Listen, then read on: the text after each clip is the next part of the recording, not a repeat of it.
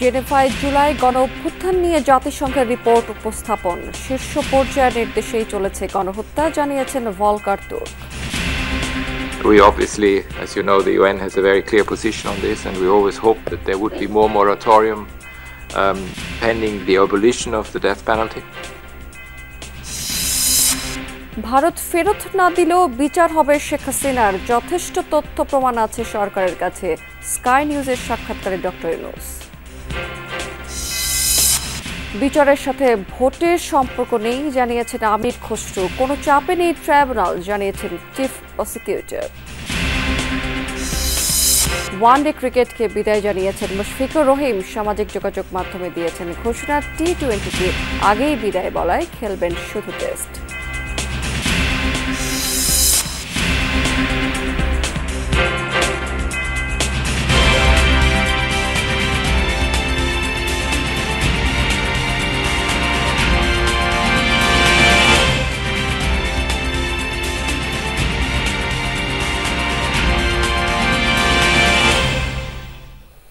আমন্ত্রণ যমুনা নিউজে, আপনাদের সঙ্গে আছে আমি রাবিয়া স্মৃতি। এতক্ষণ শিরোনাম দেখছিলেন, এবার চলে যাচ্ছে বিস্তারিত সংবাদে।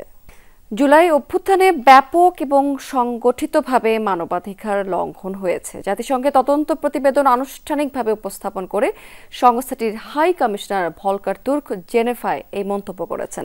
নৃশংসতার চিত্র তুলে ধরে বলেছেন, নির্যাতন এবং হতাহতের শিকার নারী এবং শিশুরা। অনুষ্ঠানে আইন উপদেষ্টা আসিফ নজরুলের সময় বলেছেন, জুলাই গণহত্যার সুষ্ঠু বিচার নিশ্চিতে দায়বদ্ধ সরকার।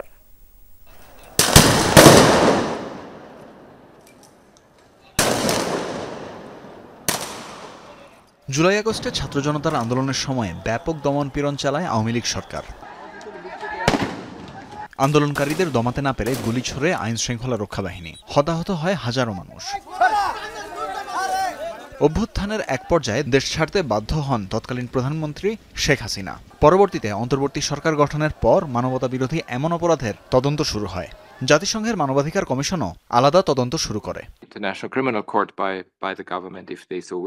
বুধবার সুইজারল্যান্ডের জেনেভায় জাতিসংঘের মানবাধিকার বিষয়ক হাইকমিশনার ভলকার তুর্ক জুলাই গণঅভ্যুত্থানে সংঘটিত নৃশংসতার প্রাপ্ত তথ্য অনুসন্ধান প্রতিবেদন সংস্থাটির সদস্য দেশগুলোর কাছে সরাসরি তুলে ধরেন।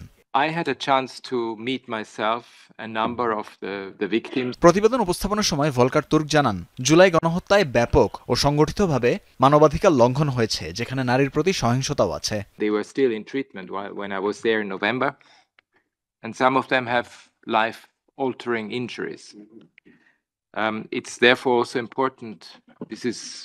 Whatever the international community can do, we need resources for victim-centered. অনুষ্ঠানে উপস্থিত ছিলেন অন্তর্বর্তী সরকারের উপদেষ্টা সহ আন্দোলনে আহত ও নিহতদের স্বজন ও নাগরিক সমাজের প্রতিনিধিরা। এ সময় আইন উপদেষ্টা আসিফ নজরুল জানান, জুলাই গণহত্যার সুষ্ঠু বিচার নিশ্চিতে দায়বদ্ধ সরকার। Our constructive engagement with the OHCHR will not end with the report only. Rather, our government is chalking out how we could better utilize the broader mandate of the High Commissioner's Office in our effort for the promotion and protection of human rights of all of our citizens. কথা বলেন আন্দোলনে আহত নিহতদের স্বজন ও নাগরিক প্রতিনিধিরা। Right young talents like Abu Said, Nafis, Shaikat, Yamin, Jahiduzzaman Tanveen, women like Naima Sultana, and children like Jabir Ibrahim. So many lives lost. People who are mostly 18 to 25 years of age, that this entire generation is traumatized. Apologizing for past actions is insufficient to restore justice. International community can play a vital role. পরে প্রশ্নোত্তর পর্বে আইন উপদেষ্টা জানান, সহিংসতামূলক ঘটনাগুলোর পেছনে ধর্মীয় নয়, রাজনৈতিক শক্তি কাজ করেছে। A number of people who were deeply involved with the Awami League fascist regime, they were attacked. There had been some incidents like that. We strongly condemn that. But in most of the cases, those persons belong to Muslim community. Only a few of them belong to minority religions. So if you brand it as measures against minority community, I would beg to disagree. মানবাধিকার লঙ্ঘন ও গুমের ঘটনা তদন্তের ক্ষেত্রে ভবিষ্যতে জাতিসংঘের মানবাধিকার commission যাবতীয় সহযোগিতা করবে বলে জানান সংস্থাটির high commissioner. To provide the support, the technical cooperation on all the areas, including on the issue of disappearances. I mean, of course, we bring in also the mechanisms on in fact, the interim government has already taken the steps to. সব ভেদাভেদ ভুলে সমাজের সবাইকে সাথে নিয়ে বাংলাদেশকে এগিয়ে নেয়ার এখনই মুখ্য সময় বলে মন্তব্য করেন ভলকার তুর্ক। তানভীর মৌসুম, যমুনা নিউজ, ঢাকা। শেখ হাসিনাকে বিচারের মুখোমুখি করার মতো প্রমাণ সরকারের হাতে রয়েছে। বাংলাদেশ বা ভারত যেখানেই থাকেন না কেন, মানবতা বিরোধী অপরাধে তাকে বিচারের মুখোমুখি হতেই হবে। যুক্তরাজ্য ভিত্তিক সংবাদ মাধ্যম স্কাই নিউজকে দেয়া সাক্ষাৎকারে একথা বলেছেন অন্তর্বর্তী সরকারের প্রধান উপদেষ্টা ডক্টর মোহাম্মদ ইউনূস। তিনি বলেছেন, শেখ হাসিনা ছাড়াও মানবতা বিরোধী অপরাধে জড়িত তার পরিবারের সদস্য এবং সহযোগীদেরকেও বিচারের মুখোমুখি করা হবে। ছাত্র জনতার আন্দোলনের মুখে 5 আগস্ট পালিয়ে ভারতে আশ্রয় নেন সাবেক প্রধানমন্ত্রী শেখ হাসিনা। ব্রিটিশ গণমাধ্যম স্কাই নিউজকে দেয়া সাক্ষাৎকারে প্রধান উপদেষ্টা বলেন, শেখ হাসিনার বিচারে প্রয়োজনীয় তথ্য প্রমাণ আছে সরকারের কাছে। জানান, কেবল শেখ হাসিনাই নয়, মানবতা বিরোধী অপরাধে বিচারের মুখোমুখি করা হবে তার সহযোগীদেরও। So the question of trial is not if, it will be happening in absentia or in her presence. It will be taking place, not only her, and all the people who were associated with her, her family members, her clans, her associates, and all the oligarchs, people who promoted her, supported her, made her the way she is. সাক্ষাৎকারে doctor Yunus বলেন, শেখ হাসিনাকে দেশে ফিরিয়ে আনার বিষয়টি নির্ভর করছে ভারত ও আন্তর্জাতিক আইনের উপর। তাকে ফেরত পাঠাতে দিল্লিকে আনুষ্ঠানিকভাবে বলা হয়েছে। এ বিষয়ে ভারতের জবাবের অপেক্ষায় আছে Bangladesh. No official response, but we are waiting for that response. I hope so, if the law requires that. I mean, it's a legal issue. If they are required to send her to Bangladesh, I think it's international law will guide that decision. সাক্ষাৎকারে আয়নাঘর প্রসঙ্গেও কথা বলেন প্রধান উপদেষ্টা। জানান, আয়নাঘরগুলোতে ভয়ঙ্করভাবে মানবাধিকার লঙ্ঘন হয়েছে। এসব আয়নাঘরকে জাদুঘর করা হবে বলে জানান doctor Yunus. This is within the police territory or army territory, so they have not opened it to the public yet, because this will create a bad response from the army and so on. Those kind of fear that the public gets into the cantonment area where they live, the army people live. So they are restricting those areas, but we have decided to make it a museum so that public can come in. Sky নিউজে দেয়া সাক্ষাৎকারে উঠে আসে রোহিঙ্গা সংকটের বিষয়টিও। প্রধান উপদেষ্টা জানান, রোহিঙ্গাদের মিয়ানমারে ফেরাতে আন্তর্জাতিক বিভিন্ন সংস্থার সাথে আলোচনা চলছে।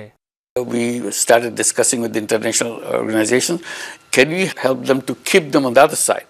Do everything that you do on this side, but it will be on the other side, so that they are not pouring into Bangladesh territory. M A Aziz, Jamuna news, Dhaka. বিচারের সাথে নির্বাচনের কোনো সম্পর্ক নেই, বরং নির্বাচিত সরকার শেখ হাসিনা সহ আওয়ামী লীগের অপরাধীদের শাস্তি নিশ্চিতে জাতির কাছে প্রতিশ্রুতিবদ্ধ থাকবে। নাগরিক পার্টির নেতাদের মন্তব্যের জেরে একথা বলেছেন বিএনপির স্থায়ী কমিটির সদস্য আমির খসরু মাহমুদ চৌধুরী। বলেছেন, যারা নানা ইস্যু সামনে এনে জাতীয় নির্বাচন পিছিয়ে দিতে চায় তাদের চরিত্র ফ্যাসিবাদী সরকারের মতোই।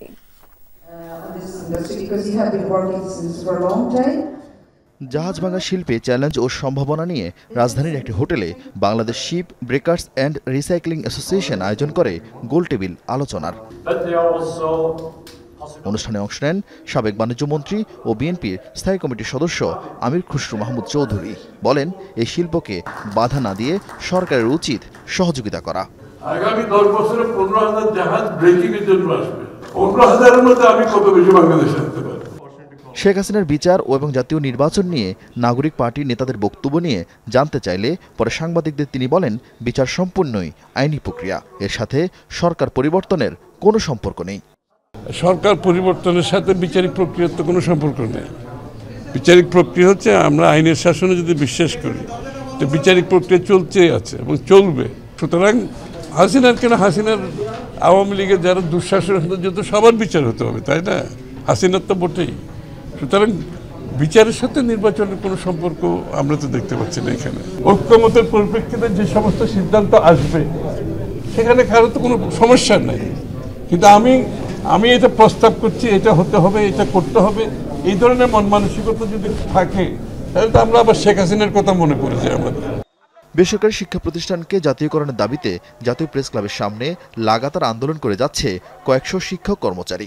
আন্দোলনে সংহতি জানাতে এসে অভিযোগ তোলেন বিএনপির সিনিয়র যুগ্ম মহাসচিব রুহুল কবির রিজভী।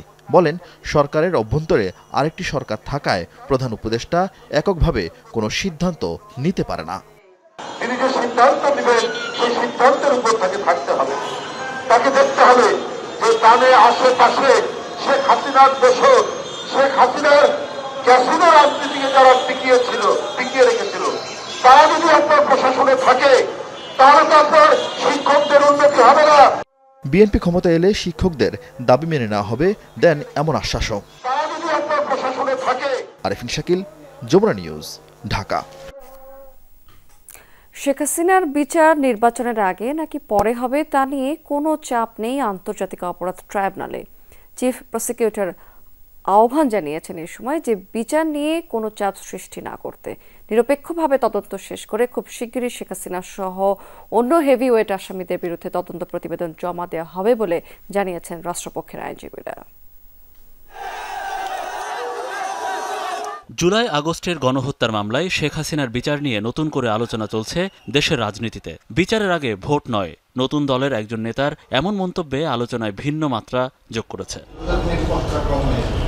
শেখ হাসিনার বিচার ইস্যুতে রাজনৈতিক নেতাদের মন্তব্যের বিষয়ে জানতে চাইলে বুধবার ট্রাইব্যুনালের চিফ প্রসিকিউটর বলেন, শেখ হাসিনার মামলার বিচার নিয়ে কোনো তাড়াহুড়ো করা হবে না, রাজনৈতিক দলগুলোকেও এ নিয়ে চাপ না দেওয়ার আহ্বান তার। আমরা কোনো রকমের চাপ অনুভব করছি না। রাজনীতিবিদরা বাইরে কোথায় কি বলছেন সেটা তাদের ব্যাপার, তাদেরকে জিজ্ঞাসা করবেন।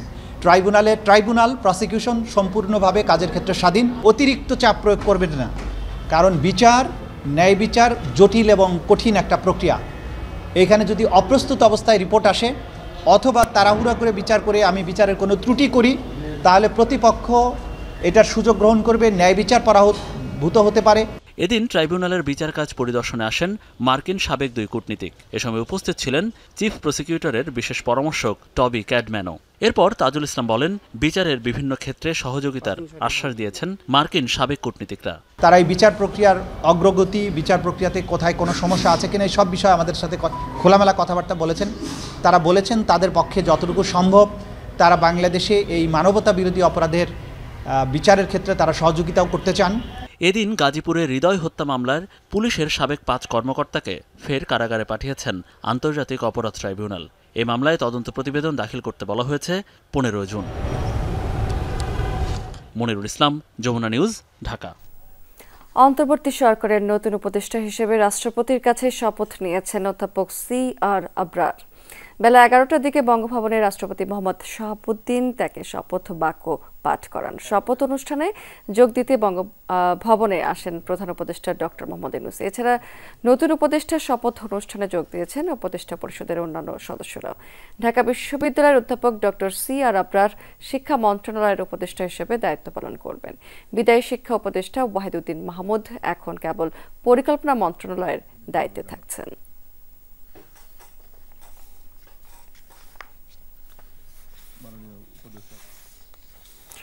বর্তমান বাজার ব্যবস্থাপনা নিয়ে সন্তুষ্ট অর্থ উপদেষ্টা ডক্টর সালেহউদ্দিন আহমেদ। তিনি জানিয়েছেন, জিনিসপত্রের দাম আগের বছরের তুলনায় বাড়েনি, তবে তা আরও কমানোর চেষ্টা চলছে। দুপুরে সচিবালয় ক্রয় সংক্রান্ত উপদেষ্টা পরিষদের বৈঠক শেষে অর্থ উপদেষ্টার সময় বলেছেন যে ব্যবসা বাণিজ্য কমে গেছে, বেকারত্ব বেড়েছে। বিভিন্ন খাতে অর্থনৈতিক সহায়তা এবং প্রণোদনার মাধ্যমে এটি পুনরুদ্ধারের চেষ্টা করছে সরকার। আরও বলেছেন যে বিগত সরকার সংশ্লিষ্ট অনেকের ব্যবসা প্রতিষ্ঠান তাদের নিজেদের কারণেই বন্ধ করতে হয়েছে। তারপরও সেখানকার শ্রমিকদের কর্মসংস্থানের চেষ্টা চালিয়ে যাচ্ছে অন্তর্বর্তী সরকার। হয়তো কিছু কিছু ক্লাসের লোক আছে কষ্ট পাচ্ছে, সার্বিকভাবে অর্থনীতি একেবারে খুব খারাপ হিসেবে না। একটা হয়েছে যে ব্যবসা বাণিজ্যতে কিছু বন্ধ হতে কিছু সোর্স অফ ইনকাম যেটা আমরা বলি সেটা কিছুটা হিসেবে, কিন্তু একেবারে একদম ধ্বংসের পথে চলে গেছে, পড়ে যাওয়ার পথে আমরা মোটামুটি উদ্ধার করে নিয়ে আসছি। চট্টগ্রামে সয়াবিন তেল নিয়ে কারসাজি থামছেই না। আজও এক কারখানা সিলগালা এবং মালিককে 2 লাখ টাকা জরিমানা করেছে ভোক্তা অধিকার সংরক্ষণ অধিদপ্তর। সয়াবিনের নামে বাড়তি দামে সুপার বিক্রি করা হচ্ছিল। অন্যদিকে বাজার পরিদর্শনে গিয়ে বিক্রেতাদের সতর্ক করেছেন সিটি মেয়র। নগরীর চান্দগাঁওয়ে বাহির সিগন্যাল এলাকায় সাকসেস অয়েল নামে এক কারখানা থেকে গৃহিণী এবং নবান্ন নামে বোতলজাত তেল সরবরাহ করা হয়। দুপুরে সেখানে ভোক্তা অধিকার সংরক্ষণ অধিদপ্তরের অভিযানে প্রতিটি বোতলে পরিমাপে কম ও বাড়তি দামে বিক্রির প্রমাণ মেলে। সয়াবিনের বোতলে দেয়া নিম্নমানের সুপার তেল, কারখানায় রাখা কেমিক্যালও মেয়াদ উত্তীর্ণ। মালিককে 2 লাখ টাকা জরিমানা করার পাশাপাশি কারখানাটি সিলগালা করে দেয়া হয়। এর আগেও এই কারখানায় অভিযান এবং জরিমানার পরও পাল্টায়নি চিত্র। আমার এখানে খরচ আছে, প্রসেসিং খরচ, কার্টন, লেবেল, ক্যারিং, প্যাকিং, গাড়ি ভাড়া সবকিছু, এবং যেহেতু সবকিছুর দাম বেশি বিধায় আমার কস্টিংও বেশি, শ্রমমূল্যও বেশি। 1800 ml-টায় আছে আসলে 1700 সামথিং, মানে 1700 বা 1600 সামথিং বা 1700 এরকম আছে। তো ওনার 2 প্রকারের তেল, সেটা 2 প্রকারের বোতলেই ওনার কম।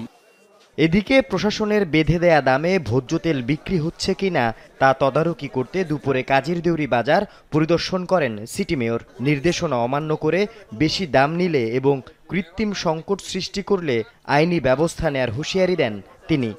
আমরা যেটা ইনস্ট্রাকশন দিয়েছি সেভাবেই বলবৎ থাকবে।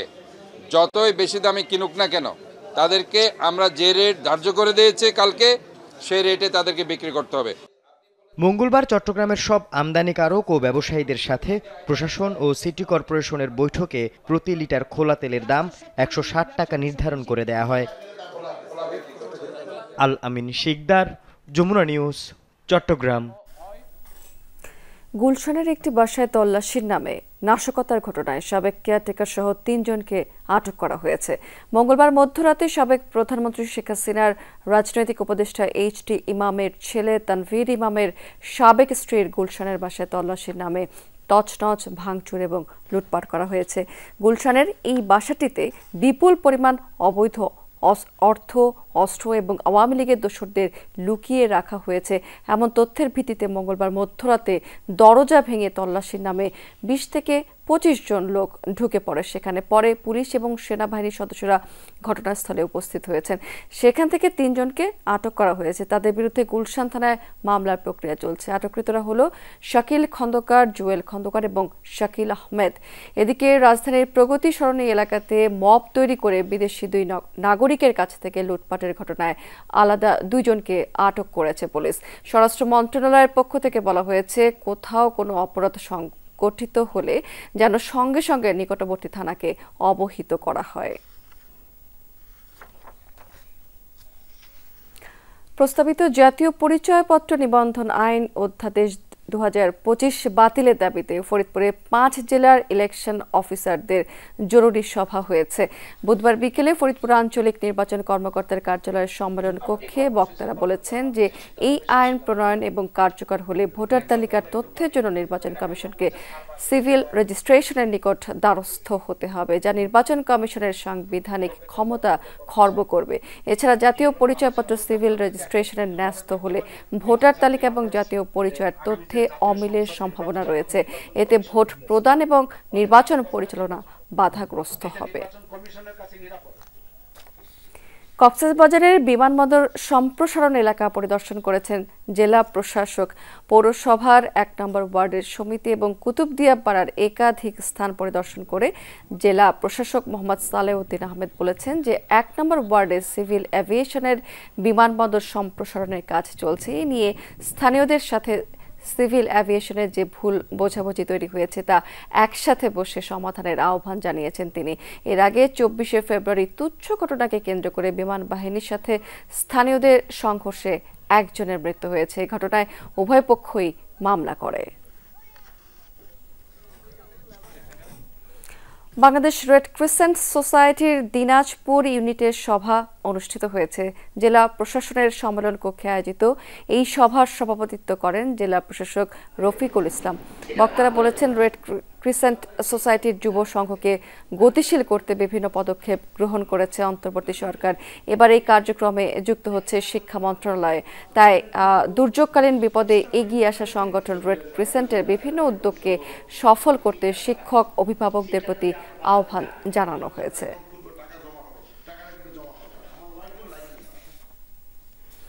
ব্রাহ্মণবাড়িয়ায় টেলিভিশন সাংবাদিকদের জন্য 3 দিন ব্যাপী প্রশিক্ষণ কর্মশালা শুরু হয়েছে। বুধবার শহরের সার্কিট হাউস মিলনায়তনে এই কর্মশালার উদ্বোধন করেছেন জেলা প্রশাসক দিদারুল আলম। কর্মশালার আয়োজন করে ব্রাহ্মণবাড়িয়া টেলিভিশন জার্নালিস্ট অ্যাসোসিয়েশনের সহযোগিতায় প্রেস ইনস্টিটিউট বাংলাদেশ PIB। এতে জেলায় কর্মরত 30 জন টেলিভিশন সাংবাদিক এবং 5 জন চিত্র সাংবাদিক অংশগ্রহণ করেছেন। আগামী 7 মার্চ শেষ হবে এই কর্মশালাটি।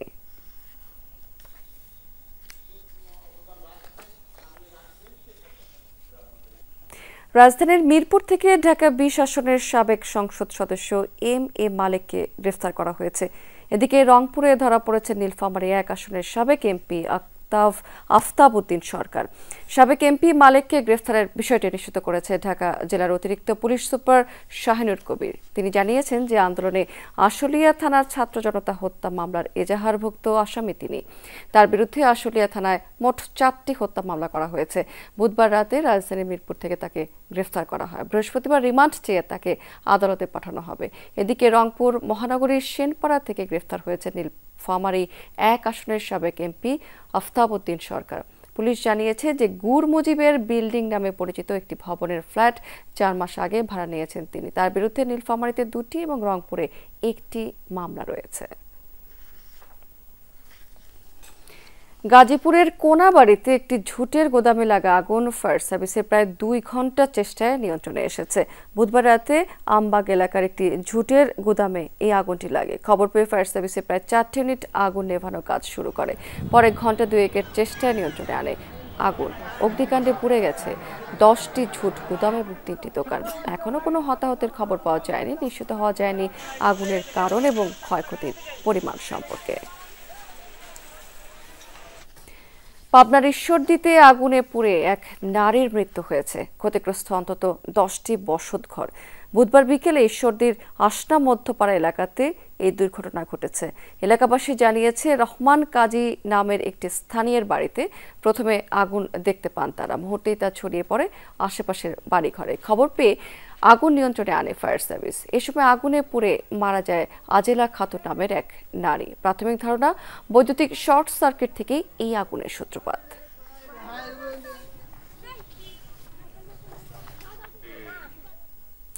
গাইবান্ধা, ঝিনাইদহ এবং কিশোরগঞ্জে সংঘর্ষ এবং লুটপাট হয়েছে।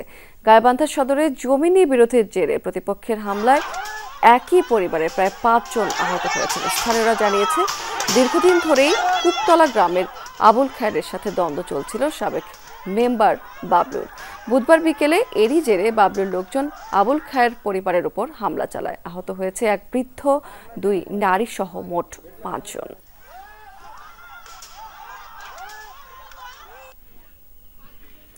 এদিকে ঝিনাইদহের শৈলকুপায় মসজিদে স্যান্ডেল হারানো নিয়ে সংঘর্ষে জড়ায় দুপক্ষ। পুলিশ জানিয়েছে আধিপত্য ঘিরে দিকনগর ইউনিয়ন বিএনপির যুগ্ম সাধারণ সম্পাদক আব্দুল মালেক এবং ইউপি সদস্য মতিয়ার রহমানের সমর্থকদের বিরোধ চলছিল। বুধবার রাতে গ্রামের মসজিদে তারাবির নামাজ পড়ার সময় আব্দুল মালেকের এক সমর্থকের স্যান্ডেল হারিয়ে গেলে বাগবিতণ্ডা থেকে হাতাহাতিতে জড়ায় দুপক্ষ। আহত হয়েছে অন্তত সেখানে 10 জন।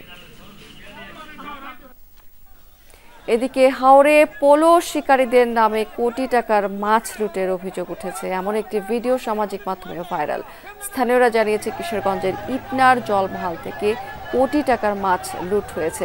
মঙ্গলবার দুপুরে দৈলং আফানিয়া জলমহলে এই ঘটনার সূত্রপাত হয়েছে। অভিযোগ পাশের জেলা নেত্রকোনার মোহনগঞ্জ, আটপাড়া, কেন্দুয়া, মদন এবং খালিয়াজুড়ি এলাকা থেকে 7 শতাধিক স্থানীয় পোলো এবং লাঠিসোঁটা নিয়ে জলমহলে নেমে প্রায় কোটি টাকার মাছ লুট করে নিয়ে যায়।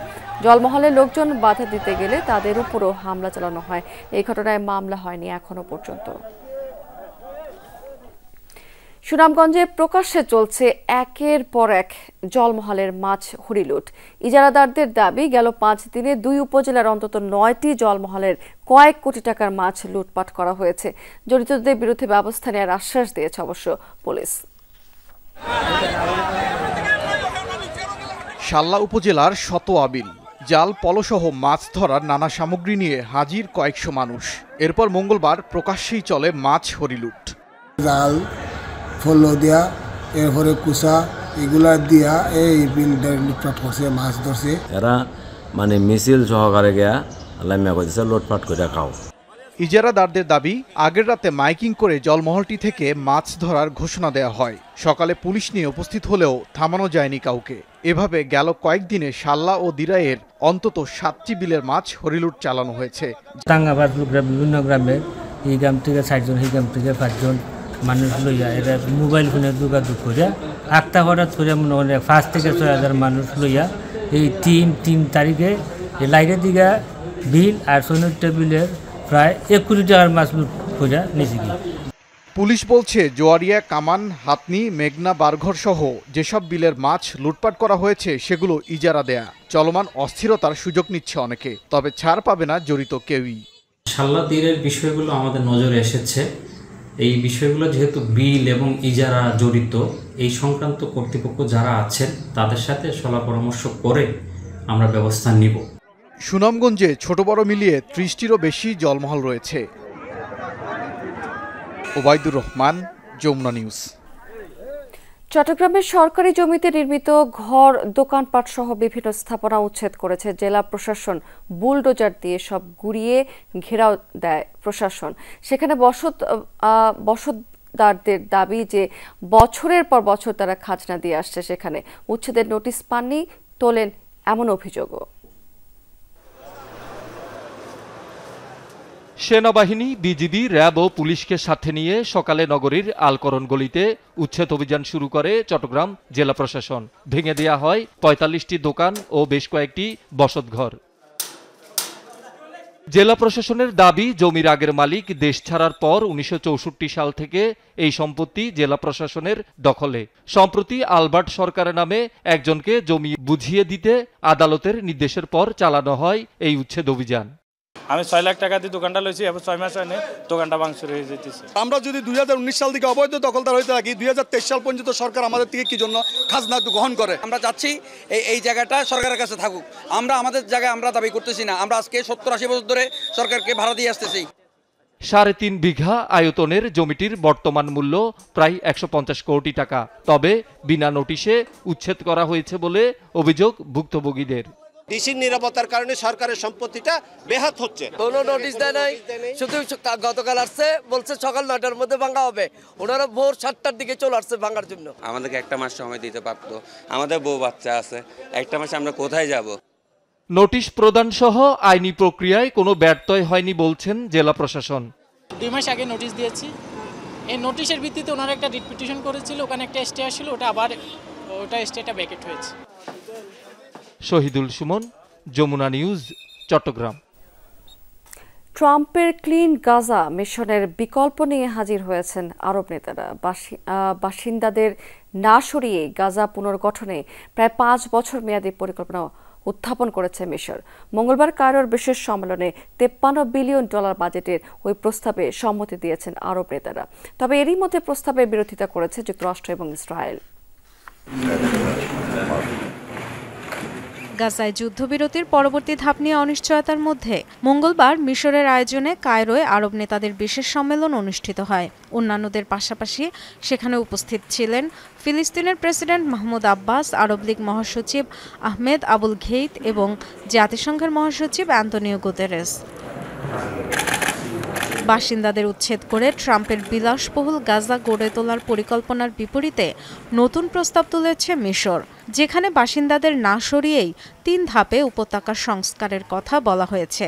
কর্মসূচি পরিচালনায় ফিলিস্তিনি কর্তৃপক্ষের তত্ত্বাবধানে গঠন করা হবে বিশেষ কমিটি।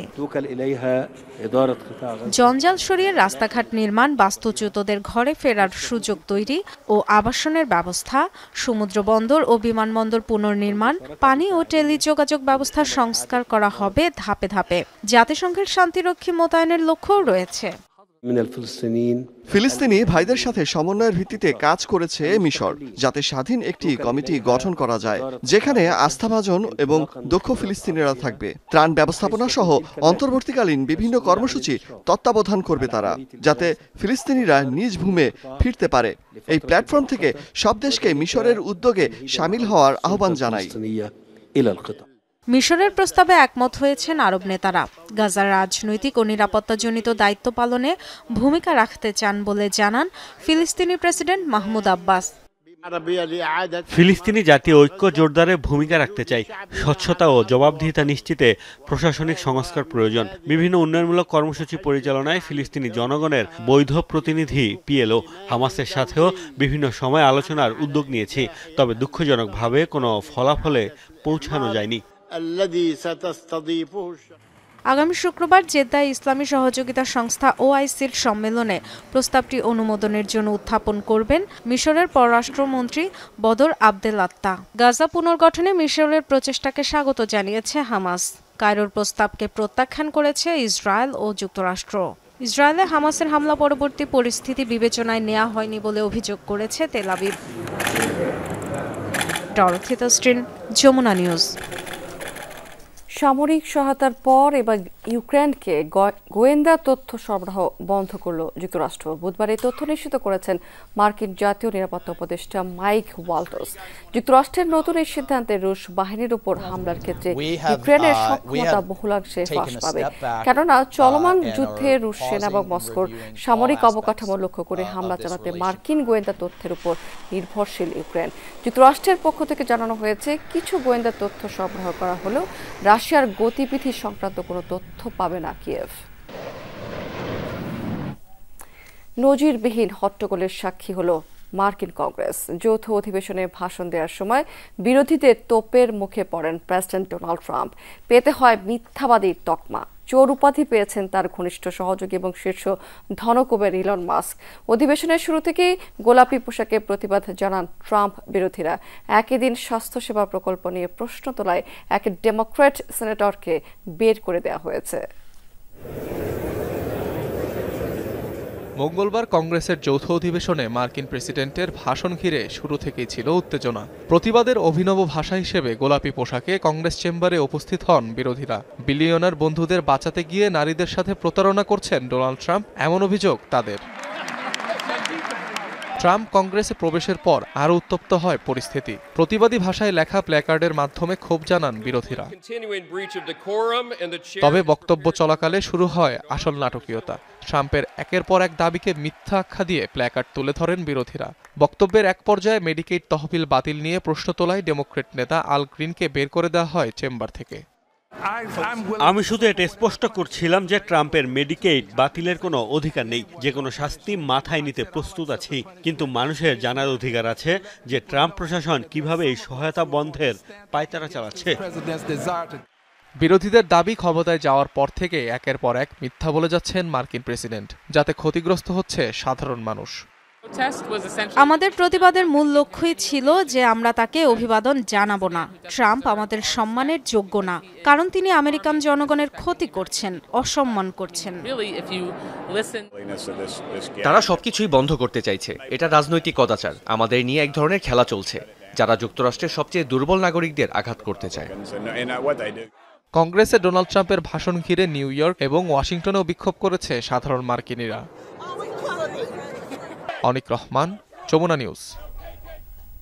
পাল্টাপাল্টি শুল্ক আরোপে উত্তপ্ত বিশ্ব অর্থনীতি। যুক্তরাষ্ট্রের ট্যারিফ বৃদ্ধির সিদ্ধান্তের বিপরীতে পাল্টা কর আরোপ করেছে চীন, কানাডা, মেক্সিকোর মতো দেশগুলো। তৈরি হয়েছে বাণিজ্য যুদ্ধ পরিস্থিতি। বিশ্লেষকরা বলছেন যে পাল্টাপাল্টি শুল্ক আরোপে বিশ্ব বাণিজ্য তৈরি হচ্ছে নতুন এক মেরুকরণ। যুক্তরাষ্ট্রকে পাশ কাটিয়ে অন্য বাজার খুঁজছে চীন সহ ইউরোপের দেশগুলো। অন্যদিকে শুল্ক আরোপের সিদ্ধান্তে নিজের পাতা ফাঁদেই মার্কিন প্রেসিডেন্ট ডোনাল্ড ট্রাম্পের পা ফসকাতে পারে বলেও মত অনেকের। পূর্ব ঘোষিত সিদ্ধান্ত অনুযায়ী এবার কানাডা, মেক্সিকোর উপর 25% বর্ধিত শুল্কারোপ কার্যকর করল যুক্তরাষ্ট্র। অন্যদিকে এক মাস যেতে না যেতেই আবারও চীনের উপর 10% শুল্কারোপ ওয়াশিংটনের। বিপরীতে পাল্টা ব্যবস্থা নিয়েছে দেশগুলো। পাল্টাপাল্টি শুল্কারোপে এখন অনেকটাই উত্তপ্ত বিশ্ব বাণিজ্য। বিশ্লেষকদের মতে বাণিজ্য অংশীদারদের চাপে ফেলতে ট্রাম্প শুল্কারোপ করলেও তাতে নেতিবাচক প্রভাব পড়বে বিশ্ব অর্থনীতিতে। ওয়াশিংটন দেশে উৎপাদন বাড়ানো এবং নতুন কর্মসংস্থান তৈরির কথা বললেও তাতে ক্ষতিগ্রস্ত হতে পারে যুক্তরাষ্ট্রই। বিশ্ব অর্থনীতিতে তৈরি হতে পারে নতুন মেরুকরণ, সৃষ্টি হতে পারে নতুন বাজার। পাল্টাপাল্টি শুল্কারোপে বিশ্ব বাণিজ্যে নতুন মেরুকরণ সৃষ্টি হচ্ছে। ইউরোপীয় দেশগুলো চীন সহ জাপান, অস্ট্রেলিয়ার মতো মার্কিন মিত্রদের কাছে যাওয়ার চেষ্টা করছে। চীনও তাদের বাজারে সুযোগ দিয়ে দেশগুলোর দিকে ঝুঁকছে। সবচেয়ে গুরুত্বপূর্ণ যেটা তা হলো বিশ্ব বাণিজ্য আর আগের মতো নেই। বিশ্লেষকদের ধারণা, এমন সিদ্ধান্তের ফলে আবারও মূল্যস্ফীতি দেখা দিতে পারে যুক্তরাষ্ট্রে, এমনকি বেড়ে যেতে পারে নিত্য প্রয়োজনীয় পণ্যের দামও। তবুও দর কষাকষির সুযোগ নিতে শুল্ক আরোপের পথই বেছে নিচ্ছেন ডোনাল্ড ট্রাম্প। আমরা বাণিজ্য যুদ্ধের মধ্যে আছি। যুক্তরাষ্ট্র তার শুল্ক নীতি ব্যবহার করে দর কষাকষির সুযোগ বাগিয়ে নিচ্ছে, বিশেষত তার মিত্রদের কাছে। কেননা ওয়াশিংটন মনে করে এই দেশগুলোর কারণেই তারা পিছিয়ে পড়ছে। প্রতিবেশী কানাডা এবং মেক্সিকোকে যুক্তরাষ্ট্রের দুই শীর্ষ বাণিজ্যিক অংশীদার হিসেবে দেখা হয়ে থাকে। দেশটির বাণিজ্যকৃত মোট পণ্যের 30% আমদানি রফতানি হয় দুদেশে। পরিসংখ্যান বলছে, যার পরিমাণ আনুমানিক $1.6 ট্রিলিয়ন বেশি। অন্যদিকে কৃষিজাত পণ্য রফতানিতে চীনের উপর ব্যাপকভাবে নির্ভরশীল যুক্তরাষ্ট্র। অনিক রহমান, যমুনা নিউজ। স্পেনে জাতীয়তাবাদী স্বেচ্ছাসেবক দল বার্সেলোনা মহানগরের উদ্যোগে অনুষ্ঠিত হয়েছে ইফতার এবং দোহা মাহফিল এবং সংবর্ধনা অনুষ্ঠান। বার্সেলোনার স্থানীয় একটি রেস্তোরাঁয় আয়োজিত এই অনুষ্ঠানে উপস্থিত ছিলেন সেখানে দলটির নেতাকর্মীরা। সভাপতিত্ব করেন মঈনুদ্দিন আহমেদ ফুয়াদ, সালাউদ্দিন ভুইয়া, তুষার এবং জাহাঙ্গীর আলমের সঞ্চালনায় আয়োজনের প্রধান অতিথি হিসেবে ছিলেন আক্কাস মিয়া। প্রধান বক্তা ছিলেন এ আর লিটু। সংবর্ধিত অতিথি হিসেবে ছিলেন রেদওয়ান হোসেন। এছাড়াও অতিথি হিসেবে ছিলেন সেখানে ফয়জুল ইসলাম মাসুক এবং HM রায়হান। ইফতারের আগে পবিত্র রমজানের তাৎপর্য এবং দেশের বর্তমান রাজনৈতিক পরিস্থিতি নিয়ে আলোচনা শেষে অনুষ্ঠিত হয় বিশেষ মোনাজাত। পবিত্র রমজান উপলক্ষে বাহরাইনে অনুষ্ঠিত হয়েছে ইফতার এবং দোয়া মাহফিল। আয়োজনের ছিল তালেমুল কোরআন বাহরাইন। মঙ্গলবার জয়নুল আবেদিনের সভাপতিত্বে এবং মোহাম্মদ সালাউদ্দিনের পরিচালনায় পবিত্র কোরআন তেলাওয়াতের মধ্য দিয়ে শুরু হয়েছে এই অনুষ্ঠানটি। প্রধান অতিথি হিসেবে ছিলেন সেখানে বাংলাদেশ স্কুল বাহরাইনের chairman Mohammad Moizuddin. Guest of honour হিসেবে ছিলেন বাংলাদেশ দূতাবাসের শ্রম সচিব মোহাম্মদ মাহফুজুর রহমান। বিশেষ অতিথি ছিলেন ডক্টর সোলাইমান, ডক্টর শাহ আলম, আইনুল হক, আকবর হোসেন এবং গ ম আশরাফ। এছাড়াও মোহাম্মদ জসিমউদ্দিন, মোহাম্মদ সেলিম, গিয়াসউদ্দিন মিয়াজি, খায়রুল বাশার সহ উপস্থিত ছিলেন বাহরাইনের বিভিন্ন সামাজিক এবং রাজনৈতিক সংগঠনের নেতা এবং সাংবাদিকরা। এ সময় দেশ এবং জাতির মঙ্গল কামনা করে আয়োজিত হয়েছে বিশেষ দোয়া এবং মোনাজাত। তালিমুল কোরআন, যেটা সবচেয়ে পুরানো আর সবচেয়ে বড় দিনী সংগঠন বাহরাইনে, ওনারা একটা ইফতার মাহফিল আয়োজিত করেছেন। বাংলাদেশে প্রবাসী যারা বাহরাইনে আছেন সবার পক্ষ থেকে ওনাদেরকে ধন্যবাদ জানাচ্ছি। ওমানে নিযুক্ত বাংলাদেশের রাষ্ট্রদূতের সাথে সৌজন্য সাক্ষাৎ করেছে বাংলাদেশ জাতীয়তাবাদী দলের ওমান শাখার একটি প্রতিনিধি দল।